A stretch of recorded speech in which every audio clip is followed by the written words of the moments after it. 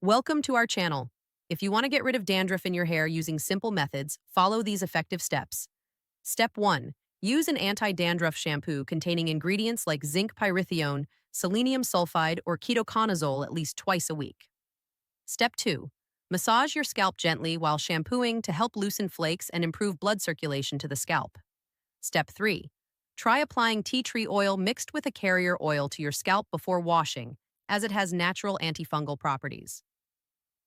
Step 4. Rinse your hair thoroughly after shampooing to ensure no product residue remains on your scalp. Step 5. Avoid using too many styling products that can build up on your scalp and worsen dandruff. Step 6. Manage stress through relaxation techniques, as stress can trigger or worsen dandruff symptoms. Step 7. Eat a balanced diet rich in zinc, B vitamins, and omega-3 fatty acids to support scalp health. Step 8. Limit washing your hair to every other day to avoid stripping natural oils that protect your scalp. Don't forget to like this video and subscribe to our channel.